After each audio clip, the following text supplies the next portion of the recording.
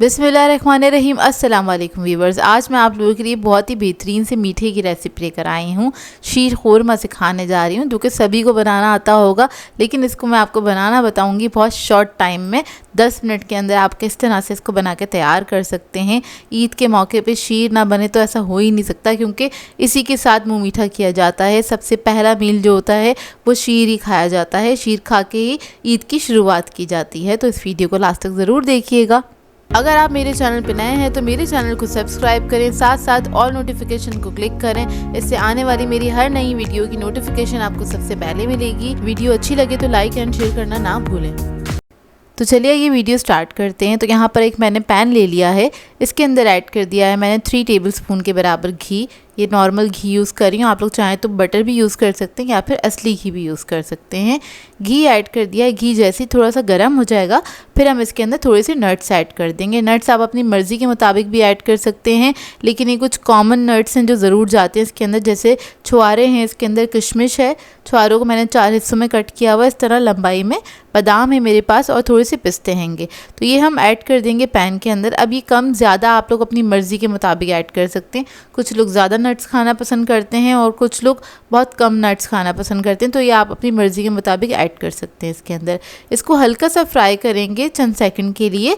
जैसे ही हल्की सी खुशबू आने लगेगी फिर हम इसके अंदर सेवइयाँ ऐड कर देंगे। ये बारीक भुनी हुई सेवइयाँ हैं, 70 ग्राम के बराबर ऐड की हैं, क्योंकि मैं आज इस्तेमाल कर रही हूँ 1.5 लीटर दूध, उसके हिसाब से 70 ग्राम। अगर आप 1 लीटर दूध के हिसाब से बनाएंगे तो आप इसके अंदर 50 ग्राम ऐड कर दीजिएगा। सेवइयों को सिर्फ आपने 1 से 1.5 मिनट तक ही भूनना है, क्योंकि हमने ऑलरेडी भुनी हुई सेवइयाँ इस्तेमाल की हैं, तो ज़्यादा भूनने की ज़रूरत नहीं है।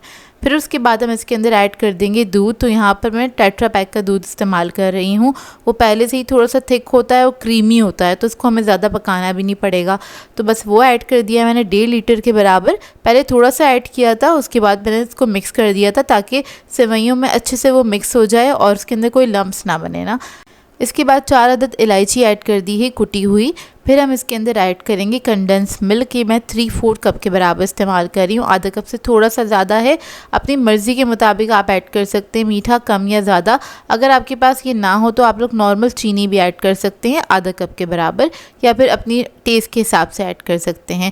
कंडेंस मिल्क ऐड करने से क्या होता है, ये जल्दी थिक भी हो जाता है और ये बहुत ज़्यादा क्रीमी बन के तैयार होता है, बहुत जायकेदार बनता है। मतलब हमें दूध को इधर कढ़ाना नहीं पड़ेगा या बहुत देर तक हम इसको पकाना नहीं पड़ेगा।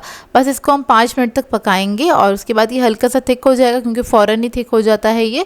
और उसके बाद आपने फ्लेम ऑफ़ कर देनी है। फ्लेम ऑफ़ करने के बाद इसको आप छोड़ दीजिएगा आधे घंटे के लिए। आधे घंटे बाद थोड़ा सा ये थिक हो जाएगा, उसके बाद आप इसको सर्व कर सकते हैं। ठंडा खाना पसंद करते हैं तो फ्रिज में रख के ठंडा कर लीजिएगा, और अगर आप इसको नीम गर्म खाना पसंद करते हैं तो आप इसको गरम गरम भी सर्व कर सकते हैं। बहुत ही बेहतरीन शीर खुरमा बन के तैयार होता है। ऊपर से नट्स के साथ आप इसको गार्निश कर सकते हैं और ये बहुत ही बेहतरीन बनता है। ज़रूर ट्राई कीजिएगा। और ये 10 मिनट वाली रेसिपी है, 10 मिनट के अंदर बन के तैयार हो जाता है।